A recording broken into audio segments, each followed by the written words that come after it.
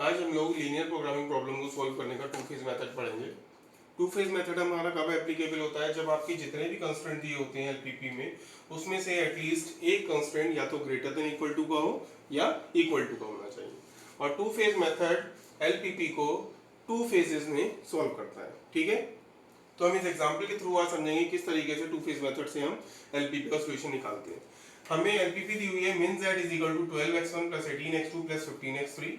Constraint दिए हुए 4x1 plus 8x2 plus 6x3 greater than equal to 64, 3x1 plus 6x2 plus 12x3 greater than equal to 96, और तीनों variables जो है x1 x2 x3 greater than equal to 0।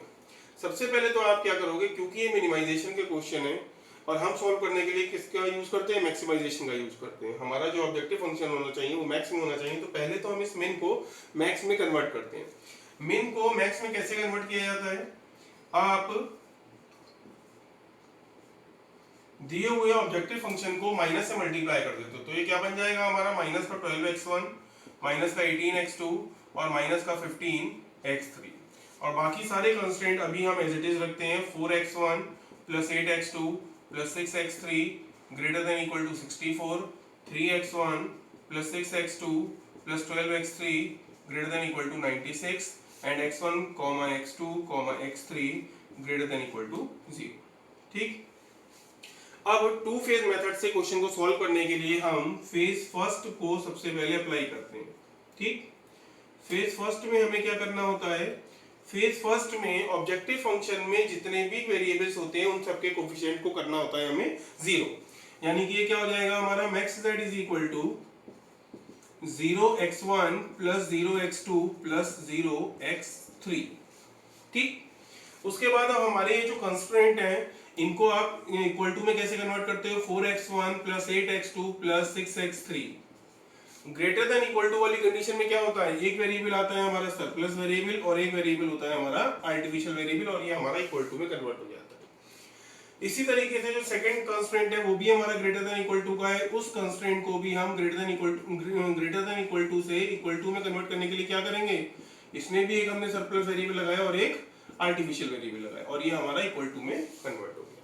अब total हमारे question में कितने वेरिएबल्स हो गए? x1 x2 s1 s2 a1 a2 all greater than equal to 0। जितने भी हमने ये सिलेक्ट या सरप्लस वेरिएबल जो भी ऐड करते हैं वो तो यहाँ पर आते हैं विद 0 कोफिशिएंट, यानी 0s1 प्लस 0s2, और जो भी हमारे आर्टिफिशियल वेरिएबल आते हैं वो आते हैं विद -1 कोफिशिएंट, तो वो होगा हमारा माइनस का a1 और माइनस का a2। तो ये हमारा ऑब्जेक्टिव फंक्शन हो गया और ये हमने कंस्ट्रेंट को इक्वल टू में कन्वर्ट कर दिया। अब फेज फर्स्ट में सबसे पहले हम इस एलपीपी को, जिसको हमने स्टैंडर्ड फॉर्म में कन्वर्ट किया है, इसको नॉर्मल सिंप्लेक्स मेथड से सॉल्व करते हैं। तो आप इसमें सिंप्लेक्स टेबल बनाएंगे। सबसे पहले क्या क्या होता है उसमें? सीबी, बीवी, एक्सबी, फिर सारे variables x1 x2 s1 s2 a1 a2, और फिर लास्ट में होता है हमारा मिनिमम रेशियो। ठीक, यहां पर होता है हमारा सीजे। सीजे में हम इन सारे वेरिएबल्स के कोफिशिएंट लिखते हैं ऑब्जेक्टिव फंक्शन में से, यानी 0 0 0 0 0, एक वेरिएबल बीच में रह गया हमारा x3। यहाँ पर हमारे तीनों वेरिएबल आएंगे x1 x2 x3 s1 s2 a1 a2। ठीक, तो पहले आप इन सबके कोफिशिएंट लिखिए 0 0 0 0 0 0, s1 s2 का कोफिशिएंट भी 0 0, और आर्टिफिशियल वेरिएबल के कोफिशिएंट्स क्या हैं?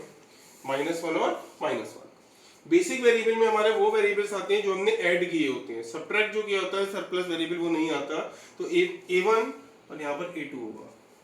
a1 और a2 जो हमारे दोनों आर्टिफिशियल वेरिएबल्स होंगे वो यहाँ पर आ जाएंगे, a1 a2। ठीक, सीबी में हम इन वेरिएबल्स के कोफिशिएंट्स लिखते हैं। तो a1 और a2 के कोफिशिएंट्स क्या है? -1 और -1। एक्सबी में हम लिखते हैं राइट हैंड साइड के कांस्टेंट्स, यानी कि 64 और 96। यहाँ पर होता है हमारा डेल्टा जे। यहाँ पर अब आप जो भी हमारी दो इक्वेशंस आती हैं उनके कोफिशिएंट्स लिखते हैं सारे वेरिएबल्स के। x1 का कोफिशिएंट है 4, x2 का कोफिशिएंट है 8, x3 का कोफिशिएंट है 6, s1 का कोफिशिएंट है -1, s2 है नहीं, a1 का कोफिशिएंट है 1 और a2 है नहीं, तो उसका कोफिशिएंट हो गया 0। दूसरे अगर कंडीशन की बात करें तो x1 का कोफिशिएंट है 3, x2 का कोफिशिएंट है 6, x3 का कोफिशिएंट है 12। s1 इसमें है नहीं तो वो हो गया 0, s2 का कोफिशिएंट है -1, a1 इसमें है नहीं तो वो भी हो गया 0 और a2 का कोफिशिएंट हो गया +1। अब हमें सबसे पहले क्या करना होता है, डेल्टा जे कैलकुलेट करना होता है। डेल्टा जे कैलकुलेट करने का तरीका क्या होता है हमारा, जिस वेरिएबल का डेल्टा जे चाहिए उसके कोफिशिएंट्स को cb से मल्टीप्लाई करो, जो भी टोटल रिजल्ट आए उसको ऊपर cj की वैल्यू में से माइनस कर दीजिए। तो 4 इंटू -1 -4, 3 इंटू -1 -3, टोटल क्या हो गया -7। -7 को जब आप 0 में से माइनस करोगे तो क्या हो जाएगा वो +7। ऐसे ही हो गया 8 इंटू -1 -8 और -6, टोटल हो गया -14। -14 को जब आप 0 में से माइनस करोगे तो ये +14 हो जाएगा। ये हो गया -6 और -12, टोटल क्या हो गया -18। उसे जब 0 में से माइनस करोगे तो हो जाएगा +18। फिर ये हो गया आपका +1 और 0, +1 को जब 0 में से माइनस करोगे तो आएगा -1। फिर इसकी नेक्स्ट वेरिएबल के लिए ये हो गया 0 और ये हो गया +1, टोटल क्या हो गया +1। +1 को 0 में से माइनस करोगे -1 मिलेगा। अगेन नेक्स्ट वेरिएबल के लिए 1 इंटू -1 -1 और ये हो गया 0। -1 को -1 में से सब्ट्रैक्ट करेंगे 0 मिलेगा। फिर नेक्स्ट 0 इंटू -1 -1 और 1 इंटू -1 -1, टोटल हो गया -1। -1 को जब आप -1 में से सब्ट्रैक्ट करोगे तो आएगा 0। ये हमने सारी डेल्टा जे की वैल्यूज फाइंड आउट कर ली। अब इन डेल्टा में जे में से जो भी हमारी वैल्यू मैक्स पॉजिटिव होती है उसको हम सेलेक्ट करते हैं। तो इन सब में से मैक्सिमम पॉजिटिव वैल्यू क्या है हमारी 18। तो हम 18 वाले वेरिएबल के कॉलम को सेलेक्ट कर लेते हैं, यानी कि हमारा जो इनकमिंग वेक्टर है वो कितना हो गया x3। अब हम मिनिमम रेशियो निकालते हैं। मिनिमम रेशियो कैलकुलेट करने का तरीका क्या होता है, xb वाले कॉलम को डिवाइड करते हैं उस कॉलम से जो सेलेक्ट हुआ है। तो 64/6 ये हो गया आपका 32/3, ठीक। 96/12 ये कितना हो गया 8, ठीक। हमें दोनों में से मिनिमम वैल्यू चाहिए होती है, तो 32/3 और 8 में से मिनिमम क्या है, ऑब्वियसली 8 है। यानी हम 8 वाले वेरिएबल की रो को 8 वाली वैल्यू की रो को हम सिलेक्ट कर लेते हैं। तो ये हमने इस रो को सिलेक्ट करा। ये रो और कॉलम जो हमने सिलेक्ट करी है एक जगह पर कट कर रहे हैं, वो वैल्यू क्या है हमारी 12 है, ठीक। तो जिस वेरिएबल की रो सिलेक्ट हुई थी यानी कि a2, ये होता है हमारा आउटगोइंग वेक्टर, तो ये तो इस बेसिक वेरिएबल के कॉलम में से बाहर निकल जाएगा। और जिस वेरिएबल का कॉलम सिलेक्ट होता है यानी कि x3, वो होता है इनकमिंग वेक्टर, वो उसकी जगह पर आ जाता है। तो अब हमारे पास बेसिक वेरिएबल क्या हो जाएंगे a1 और a2 हट के उसके लिए आ जाएगा हमारा x3, ठीक। अब आप इसके बाद क्या करेंगे, यहां पर आपको इन वेरिएबल्स के कोफिशिएंट लिखने होते हैं। a1 का कोफिशिएंट है -1 और x3 का कोफिशिएंट है हमारा 0, ठीक। यहां आपको डेल्टा जी कैलकुलेट करना होता है। अब हमें सबसे पहले क्या करना होता है, हमारा जो की एलिमेंट होता है दैट इज 12 को कितना बनाना होता है 1 बनाना होता है। तो 12 को आप 1 बनाने के लिए क्या करोगे, पूरी रो को 12 से डिवाइड कर दोगे, ठीक। इसमें एक चीज हम और कर सकते हैं, क्योंकि जब भी हमारा जो आर्टिफिशियल वेरिएबल अगर बेसिक वेरिएबल में होता है, तो जो भी आर्टिफिशियल वेरिएबल बेसिक वेरिएबल में से बाहर जाता है उस वेरिएबल की वैल्यूज कैलकुलेट करने की जरूरत हमें नहीं पड़ती है। तो क्योंकि यहाँ से a2 बाहर निकल गया, तो यहाँ पर जो a2 की वैल्यूज है वो आपको कैलकुलेट करने की जरूरत नहीं पड़ेगी, आप वहां पर क्रॉस लगा सकते हैं, ठीक, क्योंकि ये वेरिएबल अब दोबारा बेसिक के अंदर नहीं जाएगा, ठीक। अब हम की एलिमेंट को 1 बनाने के लिए क्या करते थे, 12 को 1 बनाने के लिए इसे 12 से डिवाइड करोगे तो क्या मिलेगा 96/12, 8, 3/12 इज 1/4, 6/12 1/2, 12/12 is 1, 0/12 0, -1/12 is -1/12 और 0/12 is 0, ठीक।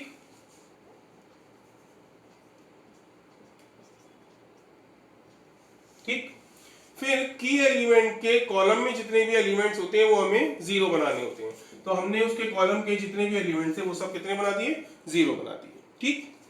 अब सेलेक्टेड रो और सेलेक्टेड कॉलम में चेक करो भाई 0 तो नहीं है। सेलेक्टेड रो में हमारे पास 2 जगह 0 है। जब 2 जगह 0 है तो इन दोनों के column same as it is उतार देंगे, सेम लिखते हैं आप सारी वैल्यूज, क्योंकि सॉल्व करने के बाद भी यहाँ पर कोई चेंज नहीं आएगा, ठीक। अब बाकी वैल्यूज हमें कैलकुलेट करनी पड़ती है। कैलकुलेट करने का क्या तरीका होता है हमारा, यहाँ पर हमें वैल्यू चाहिए, यहाँ पहले क्या लिखा है 64 माइनस उसके सामने सेलेक्टेड रो और सेलेक्टेड कॉलम में जो दोनों वैल्यूज हैं उनकी मल्टीप्लाई करो, यानी 96 × 6 और उसे की एलिमेंट से डिवाइड कर दो, वो कितना है हमारा 12। तो ये हो गया हमारा 12 8 जा 96, 8 6 जा 48, 64 में से जब हम 48 को माइनस करेंगे तो ये हमें कितना मिल जाएगा 16। 64 में से 48 ये हो गया हमारा 60। अब नेक्स्ट वैल्यू हमें यहाँ पे कैलकुलेशन करनी है। पहले क्या लिखा हुआ है 4 माइनस उसके सामने सिलेक्टेड कॉलम और सिलेक्टेड रो में जो दोनों वैल्यूज हैं उनको मल्टीप्लाई करो 6 into 3 और मल्टीप्लिकेशन को की एलिमेंट से डिवाइड कर दीजिए। तो 6 1 जा 6, 6 2 जा 12, 4 minus 3/2 यानी 2 minus 1. तो ये हो गया आपका 5/2 जब आप एलसीएम लेके सॉल्व करेंगे। यहाँ आपको एलिमेंट चाहिए, पहले का लिखा 8 माइनस उसके सामने सिलेक्टेड रो और कॉलम में जो एलिमेंट्स हैं उनकी मल्टीप्लाई करो और उसको की एलिमेंट से डिवाइड कर दो। तो ये हो गया 6 2 जा 12, 2 3 जा 6, 8 minus 3 is 5।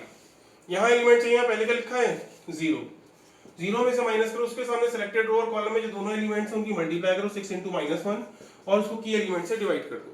जब सिंपलीफाई करेंगे तो क्या मिलेगा 1/2। यहाँ पर एलिमेंट चाहिए, पहले का लिखा है 7 उसमें से माइनस किए उसके सामने सिलेक्टेड रो और कॉलम में जो दोनों एलिमेंट्स हैं उनको हम मल्टीप्लाई करते हैं और उसको की एलिमेंट से डिवाइड कर देते हैं। तो ये हो गया हमारा 7 - 9/2 यानी कि 14 - 9/2। ये सॉल्व करके हमें क्या मिलेगा 5/2। ठीक, नेक्स्ट हमें यहाँ पर वैल्यू चाहिए, पहले का लिखा है 14 माइनस उसके सामने सिलेक्टेड रो और कॉलम में जो दोनों वैल्यूज हैं उनकी मल्टीप्लाई करो और उसको की एलिमेंट से डिवाइड कर दीजिए। तो क्या मिलेगा ये 14 - 9 यानी कि 5। यहां पर हमें एलिमेंट चाहिए, पहले का लिखा है -1 में से माइनस करेंगे किसको, उसके सामने सिलेक्टेड रो कॉलम में जो दोनों वैल्यूज हैं उसको मल्टीप्लाई करो यानी -1 into 18 और उसको की एलिमेंट 12 से डिवाइड कर दीजिए। तो ये हमें मिलेगा -1 प्लस 18/12 यानी कि 6 3 जा 18, 6 2 जा 12। कितना हो गया ये हमारा प्लस का 1/2। तो ये हमने सारे के सारे डेल्टा जे की वैल्यूज कैलकुलेट करनी। ठीक, अब आप क्या करेंगे, अब आपको ये चेक करना होता है कि हमें ऑप्टिमलिटी की कंडीशन होल्ड हुई यानी कि सारे डेल्टा जे हमारे जीरो और नेगेटिव हो गए या नहीं हुए। ठीक, तो आप चेक करेंगे, यहाँ पर देखिए ये पॉजिटिव है, ये वैल्यू पॉजिटिव है, ये 0 हो गया, ये नेगेटिव हो गया, ये पॉजिटिव है, ये 0 हो गया, वो हमने कैलकुलेट कर नहीं था। इसका मतलब अभी सारी वैल्यू 0 नेगेटिव नहीं हुई यानी ऑप्टिमलिटी की कंडीशन होल्ड नहीं हुई। तो अब हमें एक और टेबल बनानी पड़ेगी। उसके लिए फिर से अब आप चेक करेंगे डेल्टा जे में से मोस्ट पॉजिटिव वैल्यू कौन सी है। ऑब्वियसली हमारी 5 जो है वो मोस्ट पॉजिटिव है, तो हमने 5 वाले कॉलम को सेलेक्ट कर लिया यानी कि हमारा इनकमिंग वेक्टर क्या हो गया x2। अब हम मिनिमम रेशियो कैलकुलेट करते हैं, कैसे xb वाले कॉलम को डिवाइड करते हैं उस कॉलम से जो सिलेक्ट हुआ है 16/5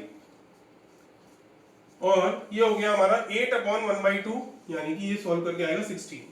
दोनों में से जो मिनिमम वैल्यू है वो क्या है हमारी 16/5। ठीक, यानी कि 16/5 वाले की हम रो को सिलेक्ट कर लेते हैं। तो ये रो हमने सिलेक्ट करी, इस बार हमारा की एलिमेंट कितना आ गया 5 आ गया। ठीक, तो जिस वेरिएबल की रो सिलेक्ट होती है a1 वो होता है आउटगोइंग वेक्टर और जिस वेरिएबल का कॉलम सिलेक्ट होता है यानी x2 वो होता है इनकमिंग वेक्टर। यानी a1 अब इस कॉलम में से बाहर जाएगा और उसकी जगह पर x2 आ जाएगा। तो नेक्स्ट हमारी टेबल में क्या क्या वेरिएबल्स हो जाएंगे x2 और x3।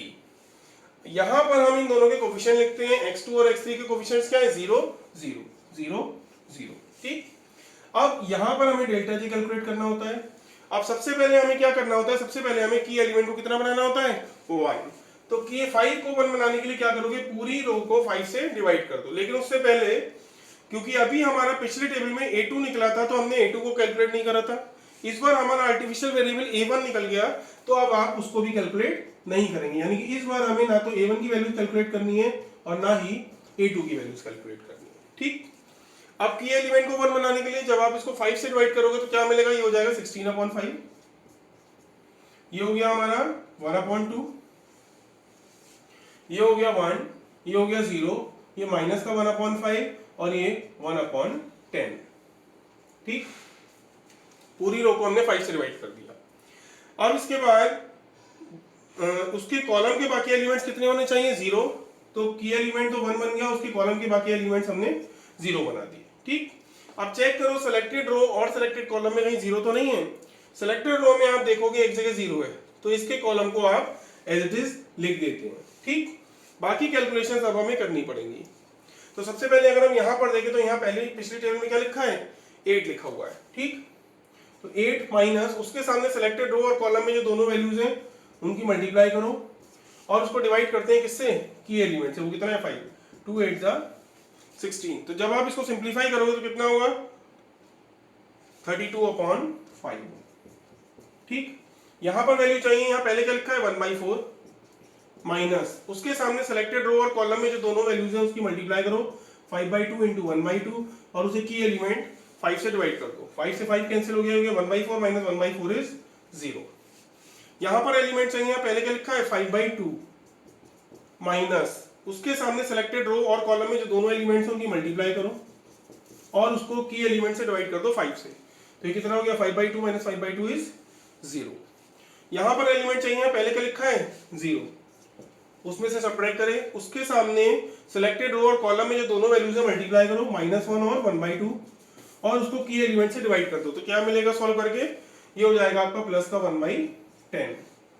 यहां पर एलिमेंट चाहिए, पहले क्या लिखा है माइनस का 1/12 उसमें से सब्ट्रैक्ट करो उसके सामने सिलेक्टेड रो और कॉलम में जो दोनों वैल्यूज है उसको मल्टीप्लाई करो और की एलिमेंट से डिवाइड कर दो। तो ये कितना हो जाएगा माइनस का 1/12 और माइनस का 1/20।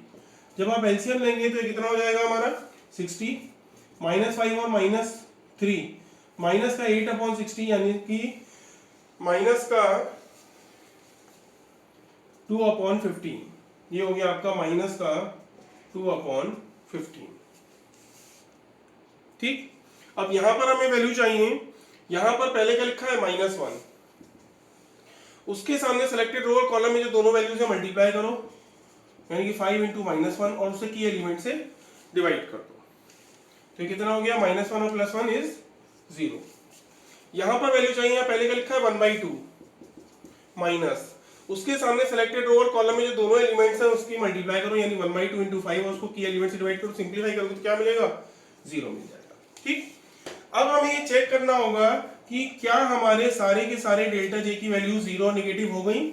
अगर हो गई है तो फर्स्ट फेज हमारा कंप्लीट हो गया है, क्योंकि सिंप्लेक्स में हमारी कंडीशन होती है कि अगर सारे डेल्टा जे 0 नेगेटिव हो जाते हैं तो ऑप्टिमलिटी कंडीशन होल्ड हो जाती है, ठीक। तो हम चेक करते हैं, आप देखिए यहाँ पर सारे के सारे डेल्टा जे 0 हो गए हैं, इसका मतलब कंडीशन सेटिस्फाई हो गई। तो क्योंकि since all delta j's are less than equal to 0 and all artificial variables are removed from the basis। जो हमारा ये बेसिस वाला कॉलम था, बेसिक वेरिएबल वाला, उसमें से सारे आर्टिफिशियल वेरिएबल निकल गए और सारे डेल्टा से 0 नेगेटिव हो गए।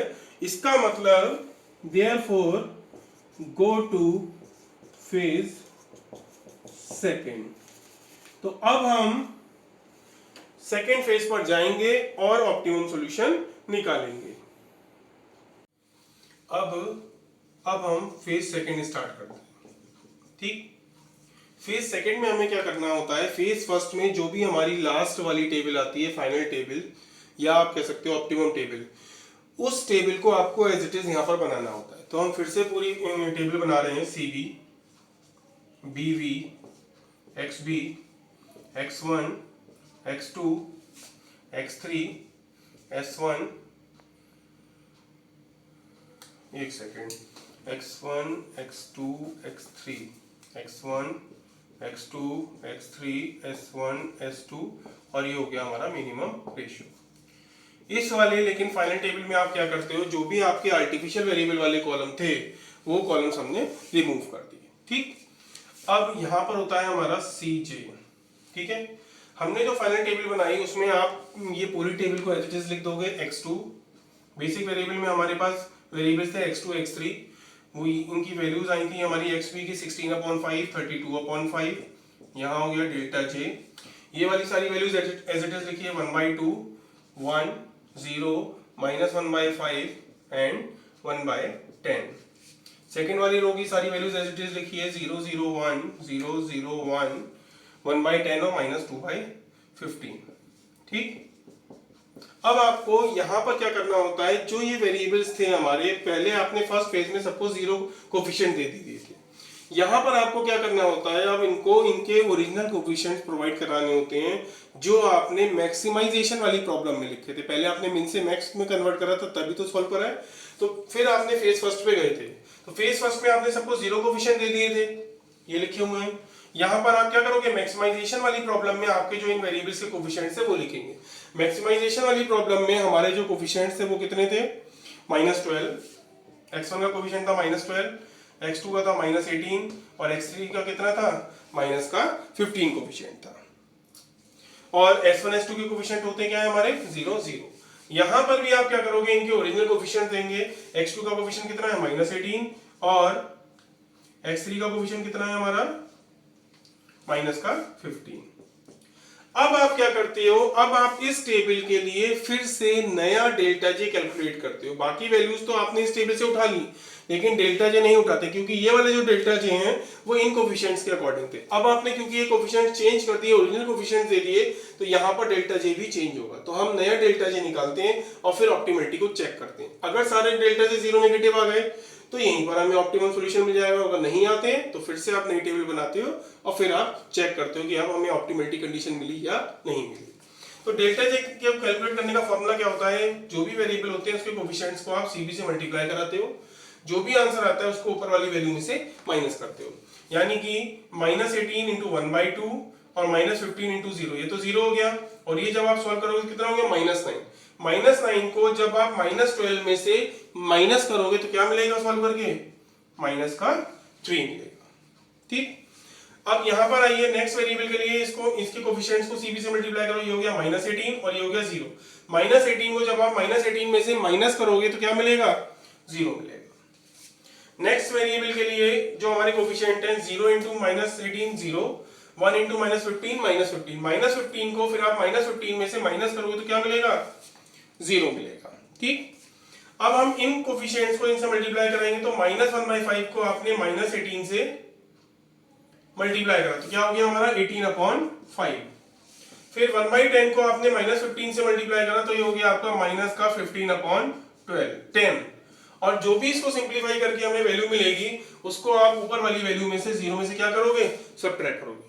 तो जब हम इसको सिंप्लीफाई करेंगे, सिंप्लीफाई करके हमें मिल जाएगा -21/10।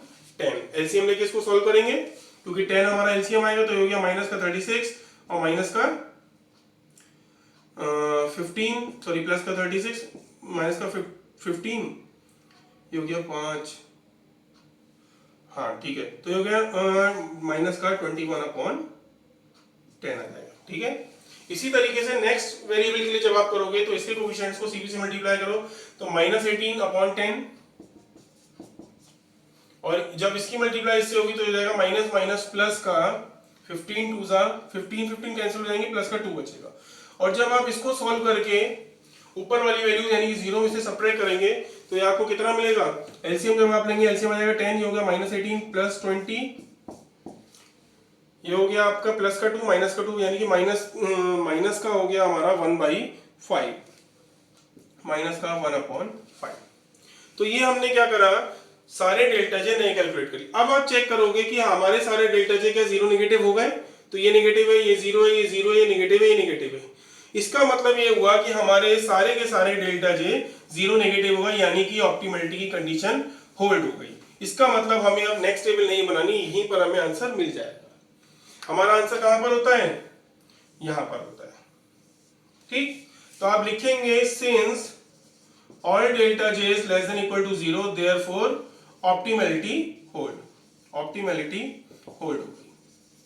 ठीक, अब हमारा जो ऑप्टिमम सॉल्यूशन होगा वो क्या होगा, ऑप्टिमम सॉल्यूशन निकालने के लिए पहले आपको वेरिएबल्स की वैल्यू निकालनी पड़ेगी। हमारे पास 3 वेरिएबल्स थे, x1 x2 और x3। वो वैल्यू हमें यहां से मिलती है। आप इस वाले पोर्शन में देखेंगे तो हमारे पास x2 और x3 x1 नहीं है। जो वेरिएबल एब्सेंट होता है उसकी वैल्यू क्या होती है, 0। x2 की वैल्यू हो गई 16/5 और x3 की वैल्यू हो गई हमारी 32/5। अब आप क्या करोगे, इन वेरिएबल्स की वैल्यू को उस ऑब्जेक्टिव फंक्शन में रखोगे जो आपको क्वेश्चन में दिया हुआ था। क्वेश्चन में आपको क्या दिया हुआ था, min z is equal to 12x1 plus 18x2 और प्लस का 15x3, ये हमें ऑब्जेक्टिव फंक्शन दिया हुआ था।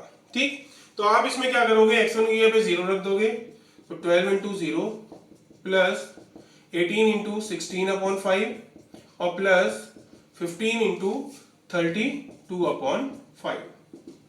और जब आप इसको सिंप्लीफाई करेंगे तो सिंप्लीफाई करके आपको जो आंसर मिलेगा वो मिलेगा 153.6। आप एलसीएम लेके जब आप डिवाइड करेंगे तो आपका आंसर आएगा 153.6।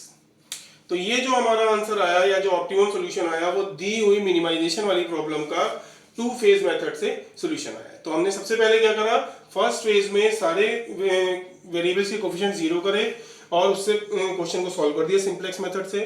फिर हमने देखा सारे आर्टिफिशियल वेरिएबल क्योंकि रिमूव हो गए तो हम सेकंड फेज में आए। सेकंड फेज में हमने सारे वेरिएबल्स को उनके ओरिजिनल कोफिशिएंट दिए मैक्सिमाइजेशन वाली प्रॉब्लम की हेल्प से। फिर हमने नया डेल्टा ये निकाला और हमने चेक करा कि क्योंकि ऑप्टिमलिटी की कंडीशन होल्ड हो गई तो यहां पर हमें सॉल्यूशन मिल गया। फिर हमने अपना मिनिमम वैल्यू कैलकुलेट कर ली। तो ये हमारा 2 फेज मेथड से एलपीपी का सॉल्यूशन है। Thank you.